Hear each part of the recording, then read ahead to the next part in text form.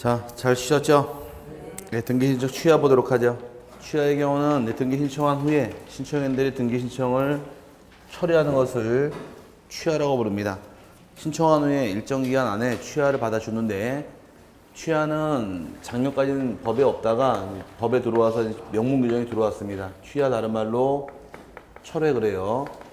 취하는 것은 이제 누가 취할 수 있는지, 그 다음에 언제까지 취하하는지, 취하의 효과는 어떤 효과가 발생하는지, 취하의 범위하고 방법까지만 좀 세분하시면 됩니다. 여기는 어려운 건 없으니까 조금만 이해하시면 돼요. 취하라는 것은 신청인들이 등기를 취하하게 돼 있고, 신청인들이 취할 당시에는 공동 신청한 등기의 경우는 취하도 공동으로 취할 것이고 단독 취하는 안 받아줍니다. 근데 공동 신청할 등기를 법무사에게 맡기게 되면 쌍방대리가 들어갔죠. 취하도 쌍방대리권이 있어야 취하가 가능해요. 쌍방대리한 걸 일방대리권 취하는 안 받아주니까 신청한 대로 취한다 이렇게 묶어놓으시면 되고, 등기 신청할 때 임의대리인이 취하권이 있습니까? 물어보는데, 임의대리의 경우는 원칙은 취하권이 없습니다. 다만 특별수권이 있을 경우에 취하할 수 있는 것이 예외규정인데, 민법 공부할 때 대리랑 똑같은 거예요. 민법 공부할 때 취소권자 안에 대리인 포함되어 있죠.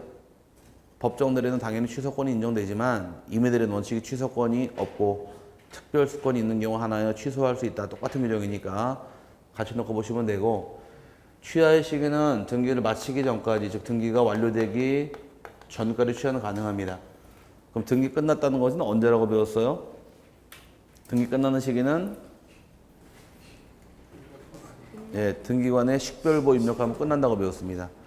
등기가 이제 접수효과 발생 시기는 저장한 때 발생하게 돼 있고, 등기한 효과는 접수한 때로 소급하는데, 등기가 끝나는 것은 처리한 자가 누구인가, 등기관에 식별보 입력한 모든 것이 끝난다고 배웠습니다. 그럼 등기관에 식별보 입력하기 전까지는 취하를 가능한 거예요. 등기부에 기재한 경우 취하할 수 있다 없다? 있다. 기재하고 식별보 입력하기 전까지 끝난 게 아니니까 시기상으로. 그래서 과거 2번 나온 지문이 등기부의 등기사항을 기록하여도 취하할 수 있다 그러면 그 지문은 맞는 말이에요. 언제까지? 식별부 입력하기 전까지 취하 받아주다 보니까 등기부에 기록해서 취하 못하는 것도 아닙니다. 주의하시고, 그 다음에 실무상에서는 각하하기 전까지 취하를 받아줍니다. 각하에 걸리게 되면 등기관 차량권이 지금 신청한 등기는 각하 사유인데 취하하겠습니까? 물어보는 게 차량권이에요. 취한다면 취하를 받아주고 취하 안 하면 각하를 당하는 것이 마지막 차량권인데, 왜 그러면 각하 전에 취하를 권해보느냐? 효과가 틀리기 때문에 그럽니다. 방문 신청을 서면으로 등기 신청하게 되면 제출된 모든 서류를 다 돌려줘요. 취하되면 모든 걸 다 돌려받는데, 반대로 각하를 당하게 되면은 이때 신청서를 하나 뺍니다. 신청서를 제외하고 나머지만 돌려주는 것이 여기 각하 효과예요. 그럼 나중에 반환받은 서류 다시 사용할 수 있을까요? 반환받은 거 다시 사용할 수 있을까요? 네, 사용할 수 있겠죠. 취하고 받은 거 모든 걸 다 돌려받았네요. 그럼 나중에 잘못된 거 고친 다음에 등기 또 신청하면 돼요. 그대로. 근데 각하를 당하게 되면 뭐를 하나 빼라. 신청서 뺍니다. 뜯기고 각하를 당해요. 그럼 나중에 등기 또 할 때는 신청서 다시 만들어야 돼요. 거기에 이제 또 하나의 불이익, 이것만 또 불이익이 생기는 것이, 신청서에는 등기 신청 수수료가 수입 증지로 붙어 있어요. 일반적으로 소유권 등기나 지상권, 지역권, 전세권 이런 권리들은 14,000원 내게 돼 있는데, 그 수입 증지를 사서 신청서에 신발로 붙인 겁니다. 여기는 뜯겼나요? 네. 그럼 14,000원 뺏기는 거예요. 등기소에. 여기는 다 돌려받았나요? 수수료 반환이 되기 때문에 각하 전에 취하를 권해보니 바람직하다가 판례 입장이에요. 의무 규정이 아니라. 그래서 등기관이 신청한 등기가 각하에 걸리게 되면 취하하시겠습니까? 물어봤을 때 취한다면 취하를 받아주는 것이고, 취하 안 하면 각하를 당하는 거. 하나 찍 찢은 다음에 각하 당하기 때문에 거기에 마지막 기로에 있었다 이렇게 이해하시면 되고요. 범위는 전부 취하도 가능하고 등기 신청에 대해서 일부 취하도 얼마든지 허용을 해줍니다. 둘 다 가능하고, 방법의 경우는 본인 신청한 대로 취하하시면 돼요. 전자 신청하는 사람은 전자로 취하는 것이고, 서면 신청하는 서면으로 취하는 것이 방법이므로, 전자 신청하는 사람이 서면으로 취하가 안 되고요. 서면 등기 신청하는 사람 전자로 취하 못하기 때문에 신청한 대로만 취하하면 되는 겁니다. 여기까지가 취하의 내용인데, 주로 내게 되면 이 세 가지예요. 언제까지 취하합니까? 어떤 효과가 발생합니까? 얼마큼 취하합니까? 이 세 개로 답을 만들기 때문에 이 세 개 위주로 파악하고 넘어가시면 됩니다. 그 다음에 이제 네 번째 이의신청인데, 이의신청이라는 것은 등기관의 결정 처분이 부당할 경우에 부당함에 대해서 이의신청하는 것을 이의신청이라는 말을 사용을 하는데, 이의신청할 당시에는 뜻이, 자, 이의신청의 경우는 일단 요건의 경우 첫 번째가 등기관의 부당한 결정이나 부당한 처분이 있는 경우 이의신청하는 것이 요게 방법이에요. 이의신청에 대해서는 결정 처분이 부당할 경우 이의신청하게 되어 있는데, 이 부당을 둘로 세분하게 되면 적극적 부당이랑 소극적 부당 세분하는데 큰 세부식은 없습니다. 적극적 부당이라는 것은 다른 게 아니라 29조 각하사유 중 1호가 뭐였었나요?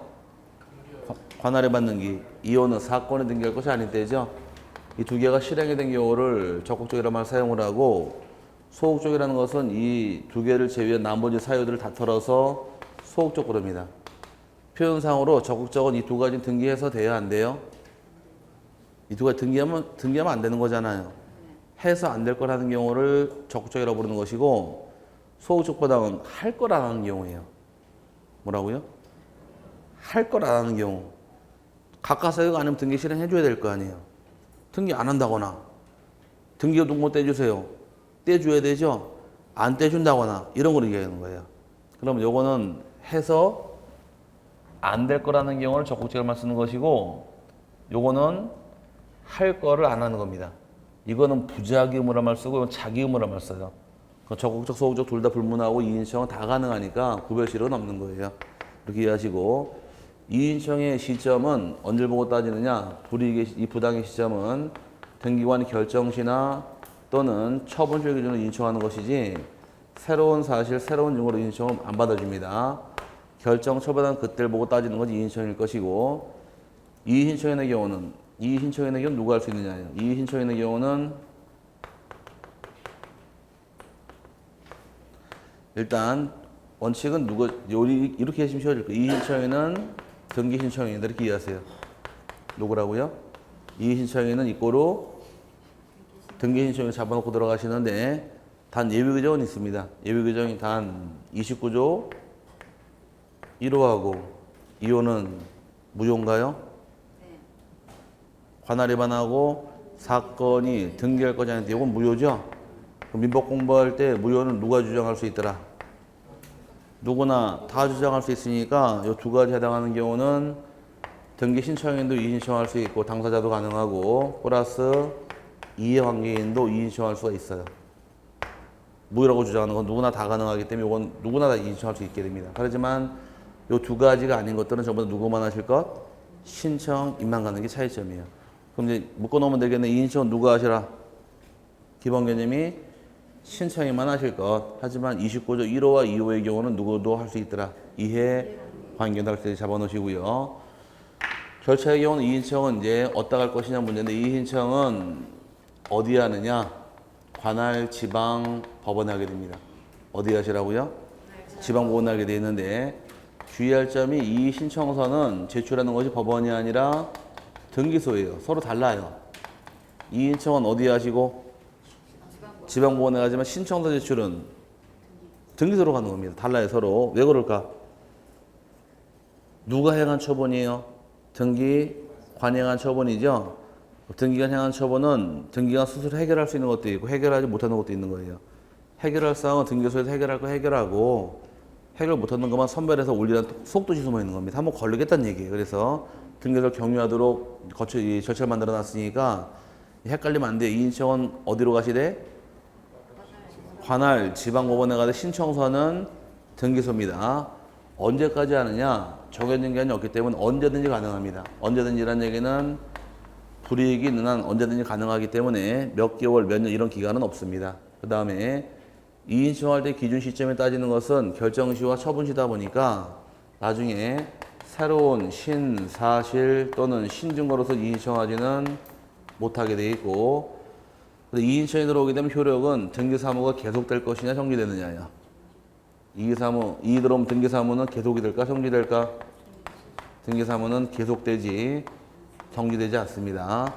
집행 부정지란 말을 써요. 그래서 이게 일단 이의신청의 요건이자 밑에 절차가 되는 걸 주의하시고, 그럼 이인청 신청서가 어디로 들어갔대요? 지금 금방? 등기소에 들어갔죠? 그럼 등기소 누가 받을까? 등기관이 받겠네요. 그럼 등기관의 조치가 있는 거예요. 등기관 입장에서 이의가 인정되는 경우도 있고 인정되지 않는 경우도 있더라. 인정이 된다는 얘기는 등기관이 해결할 수 있는 사안은 인정된다고 표현한 겁니다. 인정되는 경우 등기관 스스로 상당한 처분을 하면 되는 거예요. 상당한 처분의 뜻은 이쪽에서 여기다가 보시고 적극적 부당, 소극적 부당 이의는 다 할 수 있다 그랬었죠? 이건 해서 안 될 거네요. 이 두 가지는 절대 무효인가요? 직권말소할 수 있나요? 그럼 이런 상황이 걸리면 직권말소하면 되는 것이고 등기 안 해줘서 기분 나빠 이의신청 들어오면 등기 해주면 될 거 아니에요. 그럼 이제 등기관 해결할 수 있는 것들은 등기를 실행해 준다거나 실행해 줄 사유는 또는 직권말소하고 직권말소해버리면 되는 거예요. 직권말소한다는 얘기는 29조 1호와 2호가 되는 것이고 등기관에게 이의가 인정 안 된다는 얘기는 해결을 못하는 것들입니다. 해결 못하는 것들은 3일 안에 등기관의 의견서를 첨부해서 사안을 지방법원으로 송부하는 것이 절차입니다. 등기관을 경유해서 지방법원 넘어오게 되면 지방법원이 결정한 문제를 낳는데 지방법원에서도 마찬가지로 이의가 인정이 되는 경우도 있고 인정되지 않는 경우도 있더라요. 인정 안 되는 경우 이의 신청 사안이 아닌 경우는 요거는 기각 결정 내리면 그걸로 끝나는 것이고 결정된 이의가 인정되는 경우 결정을 해줘야 돼요. 결정을 해주는데 등기 사무 계속돼요, 정지돼요? 계속이 되죠. 그럼 등기 이의를 결정할 때가 시간이 많이 걸리게 되면 다른 자가 등기를 먼저 신청했을 때 순위가 뒤바뀔 우려가 있으니까 지방법원에서는 이의를 결정하기 전에 등기관에게 가등기를 명령한다거나 또는 이의가 있다는 뜻의 보기 등기를 명령하라고 일단 명령하는 것이 이게 순서입니다. 그럼 가등기 해놓게 되면 순위 지켰죠? 다른 거 먼저 실행 순위 밀릴 이유가 없는 것이 내용이다 보니까 참고하시는데 이 명령은 언제 한대요? 결정하기 전에 후에? 전에 명령하는 겁니다. 여기까지가 이의신청 사안인데 주로 내게 되면 여기 걸고 들어와요, 절차. 헷갈리는 이의신청 어디다 하시래요? 지방법원에 하더라. 신청서는 등기소로 갑니다. 언제까지 하래요? 정해진 기간은 없습니다. 그다음 새로운 사실, 새로운 증거로 인정할 수는 없어요. 여기까지가 이제 내용이 되는 겁니다. 이인청은 그 정도 요거 절차 쪽에서 많이 잘 나오니까 잡아놓고 넘어가시고 나중에 문제 풀을 때는 지금 여기 안 나와 있어 못 써드리는데 신청인하고 이걸 또 구별을 하셔야 돼요. 이인청은 누구다 원칙은?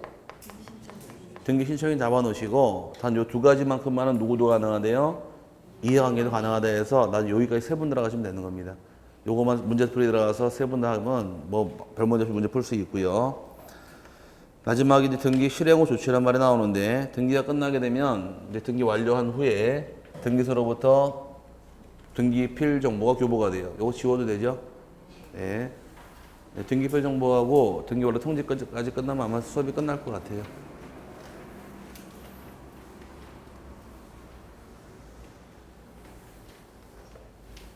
등기법 어렵죠? 제일 쉬운 과목이 어떤 과목이에요? 없죠? 네. 공인중개사가 되는 길은 험난한 겁니다. 생각보다 이렇게 만만한 과목이 아니에요. 공인중개사 멋있는 자격증이라는 생각 안 들었어요? 아닌가? 제가 얘기 한번 했잖아요. 공인중개사 사자가 무슨 사자?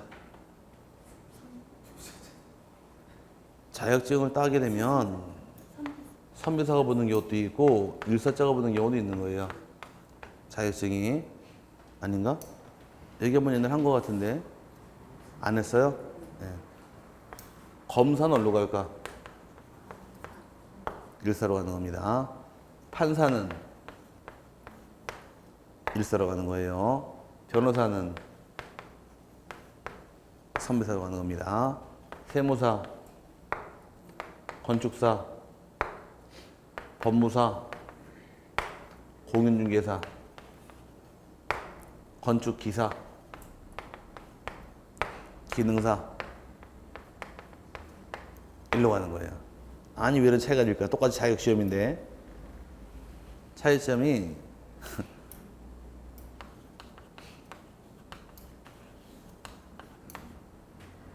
이게 차이점이에요. 개업할 수 있느냐 없느냐. 검사나 판사는 공무원 신분이잖아요. 그럼 개업할 수 없으니까 사표 내고 딱 나온 거 당시 뭐가 돼요? 변호사 개업인사 할 거 아니에요. 그 신문 일면에 보면 변호사 개업인사 할 때 이게 붙어요. 근데 이 사자가 붙은 자격증은 개업이 가능한 자격증이에요. 그러니까 사장님이 돼야 되고 내 사업을 해야 되는데 뭘 알아야 사업을 하지? 아닌가? 그러니까 이 길이 좀 험난한 거예요. 그러니까 이쪽이 좀 어려우니까 그래도 좀 힘내서 하세요. 우리는 뭐가 돼야지? 변호사는 어깨를 나란히 하는 사람이라는 얘기예요. 그래서 단독 기업을 하면서 사장님이 될 자격이 갖출 거니까 좀 힘들어도 참고 버티시길 바라고. 이게 좋은 거 같죠?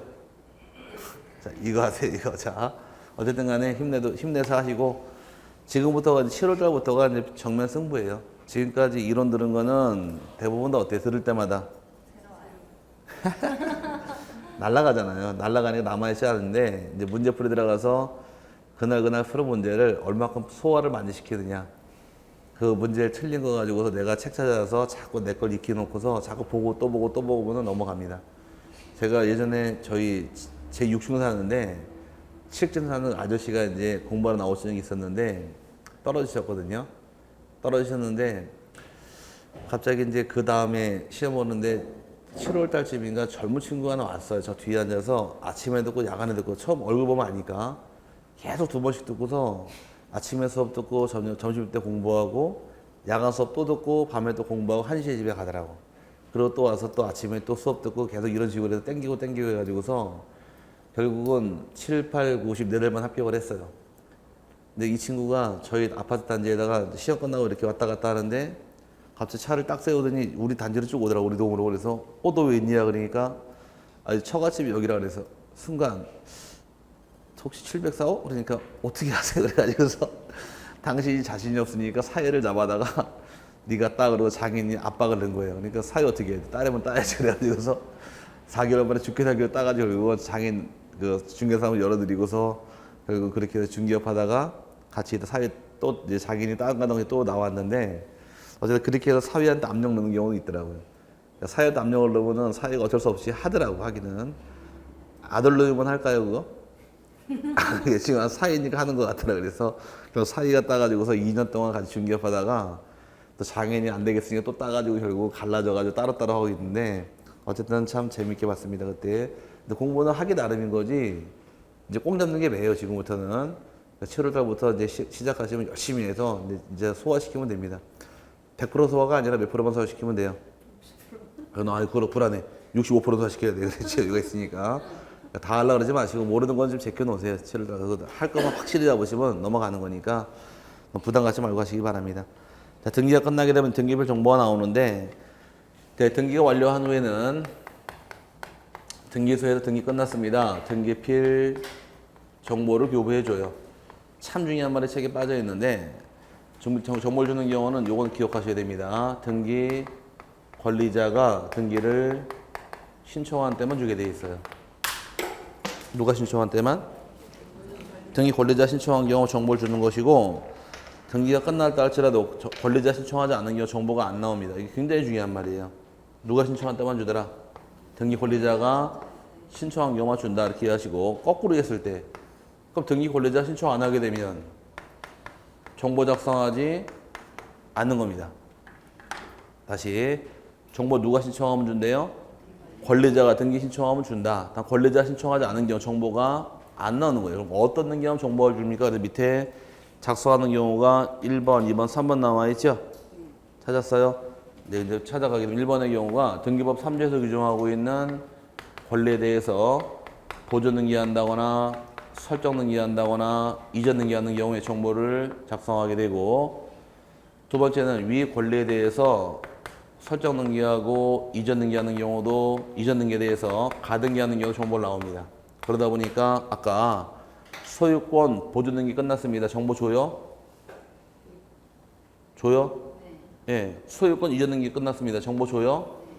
전세권 설정, 저당권 설정, 지상권 설정 정보 다 있는 거예요.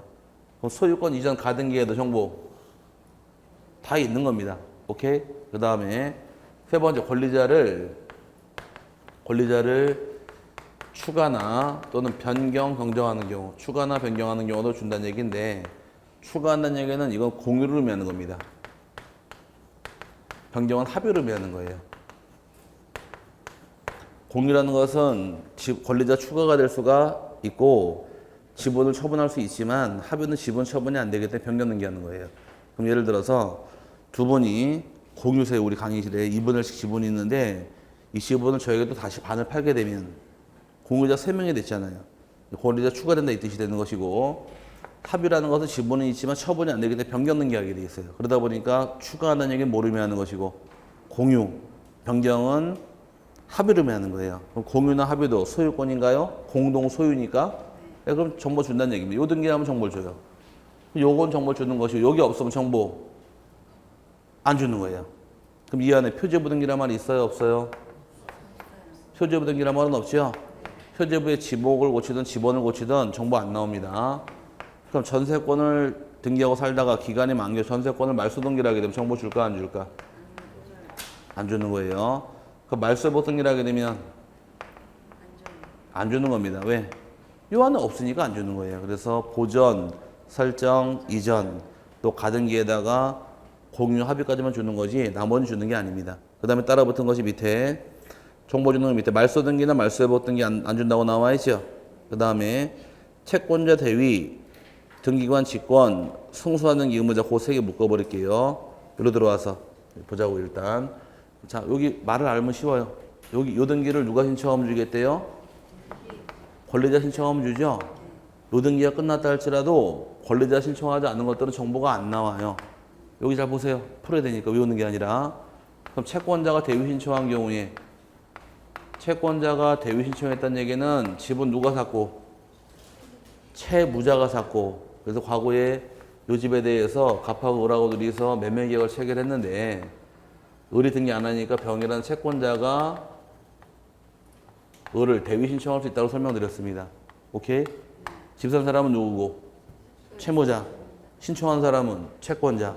그럼 얘가 신청했지 얘가 신청한 게 아니잖아요. 이 등기는 권리자 신청한 게 아니니까 채권자 대위 신청한 경우는 정보를 작성하지 않아요. 왜? 권리자 등기한 게 아니니까. 이해 갔어요? 그 다음에 승소한 등기, 의무자 등기 신청하게 되면 승소한 등기, 의무자 등기를 신청한 경우도 단독 신청한 경우도 요것도 정보 작성할 필요가 없습니다.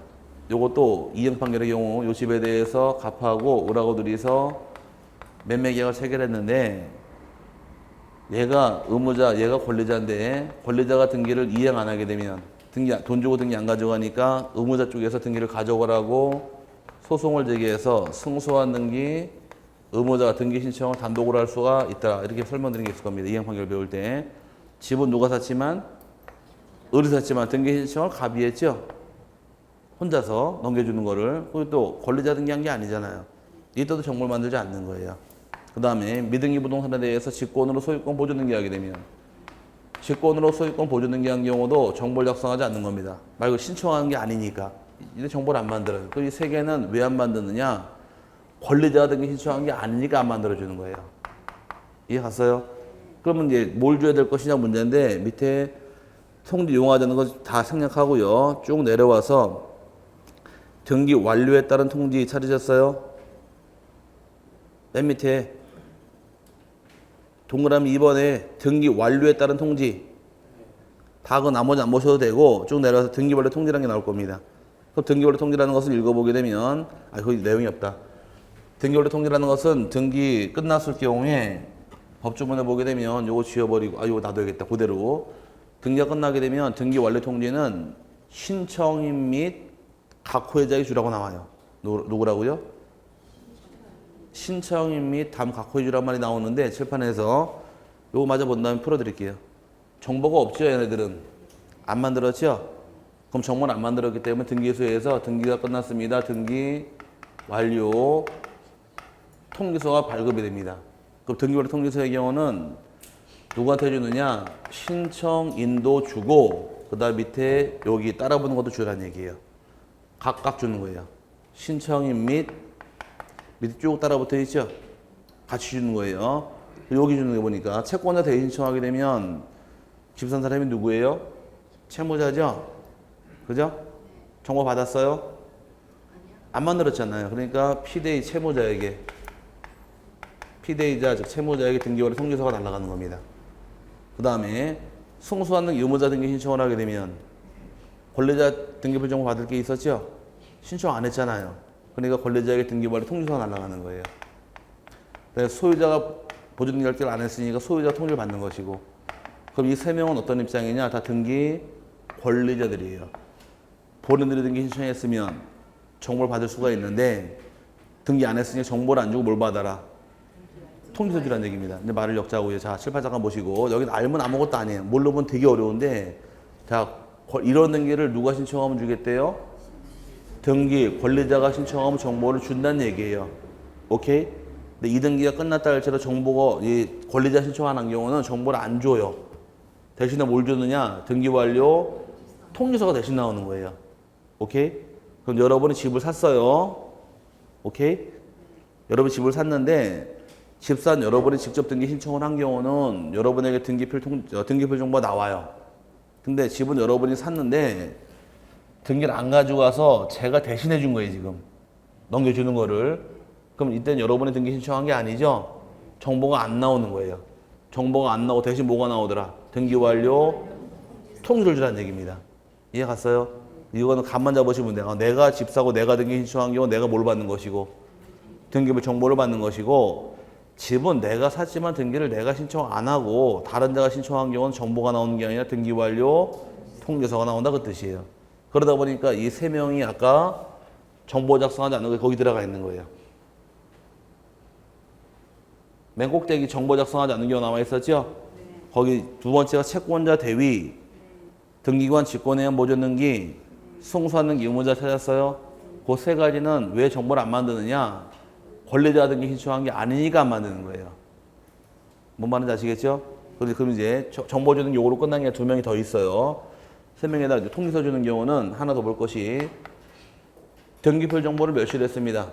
등기필 정보를 멸실한 경우, 아까 오늘 배우기를 정보 잃어버리게 되면 직접 출석할 수도 있고 법무사 확인서만 써줄 수도 있고 공증서 받아올 수도 있었네요. 근데 확인서면 공증부번은 의무자 여러분이 직접 낸 거예요? 아니면 법무사가 써준 거예요? 법무사 써줬잖아요. 그러면 사기꾼들하고 법무사가 둘이 협작해가지고서 위조해가지고 넘길 수도 있는 부분이 발생하다 보니까 정보를 멸실해서 등기 신청할 당시에는 등기 의무자에게 당신 집이 넘어갔다고 마지막 확인차로 통지해줍니다. 마지막 확인 차원이야. 당신 집 넘어갔다고 통지해주는 거예요. 의무자에게. 권리자는 통지할 필요가 없는 이유가 정보를 새로 받아요. 의무자에게 당신 집이 넘어갔다고 마지막 확인차로 통지해주는 게 네 번째 사유예요. 다시 여러분이 가지고 계신 집이 있죠? 장롱서랍에 등기필증이 있잖아요. 그거 잃어버리면 법무사 확인서면 받아왔죠? 그거로 등기했다는 얘기예요. 근데 이 확인서면 여러분이 낸 게 아니다 보니까 여러분 의사와 무관하게 등기 넘어갈 우려도 있다는 것이에요. 그리고 마지막 확인 차원으로 여러분 집이 등기 넘어갔다고 확인 알려주는 게 마지막 통지예요. 요거는 마지막 확인하게 돼 있고, 마지막 관공서가 등기를 촉탁을 하게 되면 관공서가 촉탁한 등기의 경우는 관공서에게 등기가 끝났다고 통지서가 나갑니다. 이 다섯 가지가 통제해준 기본 개념인데 이 다사용만 주는 게 아니라 뭐가 따라 붙느냐? 여기 신청인이 따라 붙어버려요. 여러분 책에는 신청인에서 몇 명 나와 있는데 그건 잘못된 것이고, 근데 신청인에서 공동신청에 있어서 정보를 받지 못한 권리자 나와 있죠. 그 다음에 단독신청에 신청인 나와 있죠. 공동신청 의무자 나와 있죠. 원하는 경우. 이 세 개를 보는 게 아니라 그 세 개 그대로 싹 지워버리시고, 세 개 지워버리시고, 시험에 나오는 그게 나오는 게 아니고 이제 설명드릴 테니까 쓰자고요. 여기다가 그 세 개 그대로 지워버리시고 여기다가 채권자 대위 신청했나요? 그럼 통지서 누가 받았어요? 채무자가 받았죠? 얘가 받은 권리대로 받은 것이고, 신청이 누가 신청했어요? 채권자. 같이 받는 거예요. 그 다음에 승소한 등기 의무자 등기 신청 누가 했어요? 의무자가 했잖아요. 같이 받는 겁니다. 이 두 명이 신청인 자격이에요. 그래서 24회 때 여기를 냈어요. 24회 기출문제에서 어떻게 나왔느냐? 그럼 등기 완료 통지서의 경우는 얘네도 받고 플러스 얘네도 받는 거예요. 이 두 명은 누구 자격? 신청인 자격. 여기는 각호의 자격. 이렇게 나눠진 것이 법의 규정인데 24에 나오기를 요게 눈에 안 보이죠 지금? 박스에 요거만 나와 있잖아요 지금. 근데 요게 눈에 안 보이는데 24에 뭐가 나왔느냐 다 틀려버렸어요. 진짜 깨끗하게. 승소한 등기 의무자가 등기를 단독 신청하는 경우에 의무자에게도 등기 완료 통지를 해야 한다 그러니까 이거는 책이 없잖아요 지금. 요거만 나와 있잖아요. 의무자, 이 권리자인데 찍 다 틀려버렸어요. 같이 받는 거예요. 오케이? 얘는 누구로 받는 것이다? 두 명은 신청인 자격으로, 얘는 권리자를 같이 받는 겁니다. 그래서 채권자가 대신 신청하게 되면 채권자와 채무자에게 등기 원래 통지를 각각 하게 되어 있는 거예요. 또 승소하는 의무자 같은 경우도 의무자와 권리 각각 하기 때문에 이 두 명이 신청인 자격 이게 들어가야 돼 거기. 좀 어렵죠? 다시 한 번 더 떠들자고요. 다 칠판 잘 보시고. 틀을 잡아야 돼 일단. 틀을 잡으면 내용이 잡히는데 틀을 안 잡으면 안 잡혀요. 이런 등기를 누가 신청하면 주더라? 다시 떠드세요. 등기 권리자가 신청하면 정보를 주겠다는 얘기예요. 오케이? 근데 이런 등기를 권리자 신청하지 않은 경우는 정보를 안 만들어요. 정보 안 받을 뭘 줘라? 등기 완료 통지서를 주는데 통지서는 신청이나 권리자 같이 주는 거예요. 신청인도 받고 권리자도 받고. 이해 갔어요? 그럼 채권자가 대위 신청한 경우 신청인은 누구예요? 채권자, 권리자, 채무자 같이 받아라요. 승소하는 의무자 신청한 경우는 권리자하고 의무자 따로 있죠? 둘 다 같이 주는 겁니다. 이 두 명이 신청인 자격이에요. 오케이? 이렇게 풀고 들어오면서 이 내용을 이해하시면 별것도 아닌데 그냥 왔다가는 봐도 뭔 말인지 몰라요. 한 번 더 마지막으로 이런 등기 누가 신청하면 등기표 정보 주겠대요? 권리자 신청하면 정보를 준다. 이 등기를 할 때 권리자 등기 신청하지 않은 경우는 정보를 안 줘요. 정보를 안 주고 뭐가 나오더라? 등기 완료 통지서가 나오는데 통지서는 권리자만 주는 게 아니고 신청이 같이 받는다예요. 이해 갔어요? 그럼 통지서 누구랑 받아요? 신청인과 권리자가 같이 받기 때문에 요걸 물어본 게 24회 문제 다 틀려버린 거예요. 이걸 알고 있으면 아무것도 아닌데 모르면 여기서 맛이 가는 거예요. 여기까지 감 잡았어요? 네, 또 문제 풀면 신나게 나올 테니까 우리 쭉 연결시켜서 보셔야지만 내용 파악이 가능한 겁니다.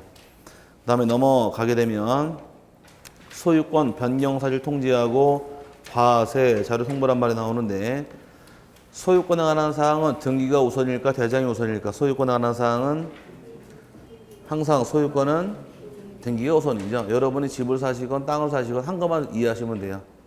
잔금 치른 다음에 법무사에게 뭘 맡겼어요? 등기 맡겼죠? 그럼 등기는 이제 집을 산 사람이 또 땅을 산 사람이 등기 신청을 할 겁니다. 등기가 끝났을 때 등기별증 받았을 거예요 아마. 등기별증 받아서 구청 가가지고 내가 땅을 산 사람, 집을 산 사람이니까 대장에 소유자 고쳐주시오 신청한 분 계세요? 한 분도 안 계실 거예요. 대장의 소유권은 우리가 신청하는 게 아니라 등기가 끝나면 등기소가 알려줘요. 대장 고치라고. 이게 소유권 변경설 통지라고 부르는 거예요. 그럼 토지이건 건물이건 소유권이 바뀌었을 경우에 지체 없이 통지 날라갑니다. 통지받은 내용대로만 대장을 정리하게 되면 등기부와 대장이 일치가 되는 거예요. 소유권이. 근데 문제는 대장에 나오는 권리는 소유권밖에 안 나오니까 소유권의 변경이 생겼을 때만 통지가 들어갑니다. 그래서 밑에 통지사에 보니까 소유권의 보전, 이전, 소유권의 변경, 경정, 소유권의 말소, 말소회복, 소유권의 등기 명인 표시의 변경, 경정에서 소유권이 바뀌었을 때만 지체 없이 통지가 들어갑니다. 그럼 반대로 소유권이 안 바뀌면 통지할 필요 없겠네요. 소유권 이전 가등기했대요. 주인 바뀌었대요. 안 바뀌었죠? 소유권 압류나 가압류. 주인 바뀐 거 아니니까 통지할 필요 없는 겁니다. 그럼 바뀌었을 때만 지체 없이 통지가 들어간다 이렇게 묶어 놓으시면 되고 그 다음에 밑에 과세 자료 송부라는 것은 소유권, 보전, 이전, 그 다음에 가등기까지 해서 이 세 개 등기가 끝났을 때 등기관이 부동산 소재지 관할 세무서장에게 등기 완료 사실을 알려주게 돼 있어요. 알려주는 목적은 징세 목적입니다. 세무서와 다루는 세금은 국세예요, 지방세예요? 아니면 둘 다 다뤄요? 세무서와 다루는 세금 1번 국세, 2번 지방세, 3번 둘 다, 4번 둘 다 아니다. 5번 에라 모르겠다. 답은? 국세죠, 국세. 국세를 다루는 거예요, 세무서는. 그래 국세청이잖아요, 그러니까. 지방세청이라면 안 쓸 거 아니에요. 참 어려운 문제였었는데. 개인이 양도합니다. 납부할 세금. 양도, 소득세. 법인이 양도합니다. 크게. 아이, 이렇게 예쁘게 대답해. 법인세, 그 다음에 상속받았습니다. 상속세, 증여세, 납부 제대로 했나 확인하라는 목적이에요. 여기서 다 잡아냅니다. 부모랑 자식 간에 증여를 했는데 등기, 매매로 등기했죠? 등기 넘어가지만 다 걸어내요, 여기서. 다 걸어내가지고서 가만히 있어보자. 아버지랑 아들이야? 불러요, 둘이. 증여세법에서는 친족 간의 거래는 거래를 안 보고 증여로 추정을 해요. 그러니까 둘이 불러서 둘이서 물어보지도 않아요. 이것저것 띄우라 그래요. 매매계약서 가져오시고 통장 사본 가져오시고 이것저것 가져오라 그래요. 못 모르고서 가져가서 갖다 주죠. 우리 통장 사본 아무것도 없는데 그러니까 증여죠? 아닌데 매매인데 돈 준 게 없네? 우리 현찰 주고받았는데 그건 대화가 안 되는 거고 고발당하면 좀 세게 처벌받아요. 증여를 매매라도 걸리게 되면 처벌이 얼마?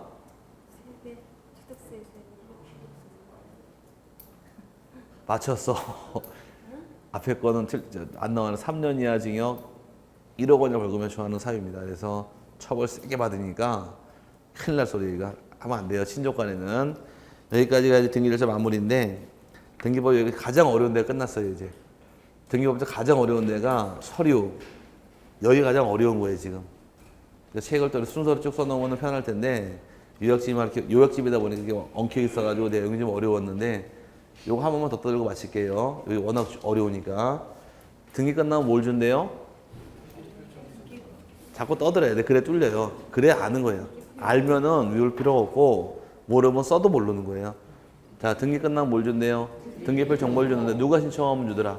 권리자가 이런 등기하면 주겠다는 얘기예요. 한 2등기 끝났다 할지라도 권리자 신청하지 않은 경우 정보를 만들지 않는다. 그럼 뭘 대신 줘라? 등기 완료 통지서를 줬는데 통지서는 권리자와 신청이 같이 받는다 이렇게 묶어 놓으시는 거예요. 그럼 편한 거예요. 이제 갔어요? 그럼 나중에 신청인이 누구인지 권리자가 누구인지만 세분하실 줄 알면은 요거 같이 받는 거 이해할 겁니다. 나중에 문제 풀다 보면은 얘가 툭툭 나와요, 이게. 같이 나올 때 이게 얘는 책이 없는데 왜 나오지 막 헷갈리니까 풀고 들어가면 답이 나오니까 그때 또 오면 되니까 염려하지 마시고요. 오늘 여기까지 보도록 하겠습니다. 강론 파트는 다음 주에 또 보도록 하죠. 어려워도 참고 버티세요. 네. 오늘 고생하셨고 다음 주에 뵙겠습니다. 자, 수고하셨습니다.